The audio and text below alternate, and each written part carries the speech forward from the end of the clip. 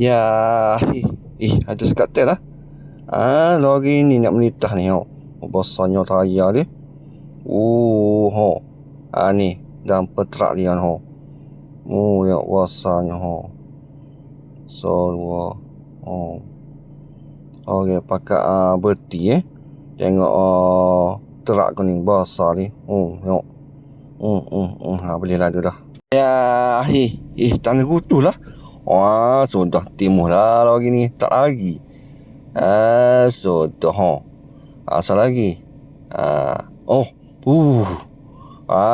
Muncul lah eskavator tu tak jatuh.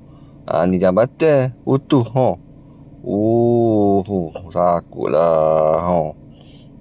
Ni eskavator kerasa lagi. Licin. Pandai ya kontrol.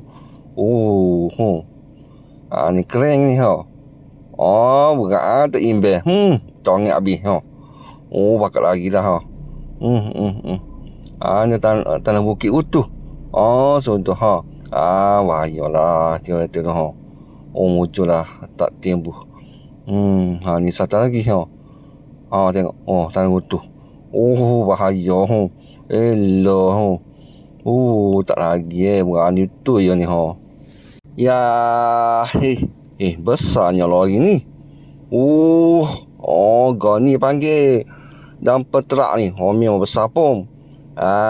Ni tengok. Memang dia lah ni. Tengok. Besar tayar sama tinggi orang. Lebih tinggi besar dari orang ni.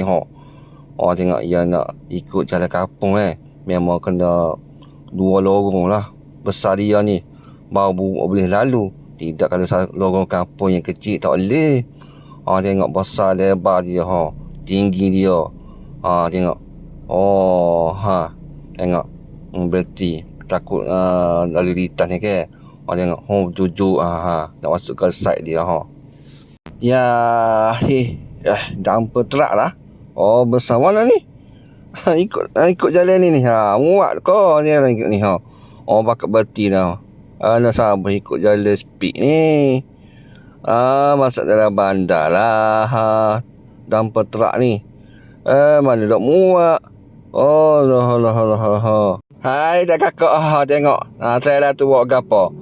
Asal kau tu belakang kau tu. Macam dumper truck nak gagasi tu nak besar ni. Ni. Dumper truck. Kau tu belakang apa. Bubuh dia. Besar sungguh lah. Hai dah kakak. Gapa dia ni? Besar tu rumah ni. Banyak tayar nak bawa kau ni. Dia berat ni kau ni. Masuk dari terowong lah.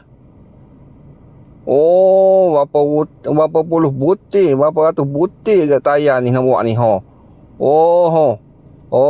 ni. Gagah lek.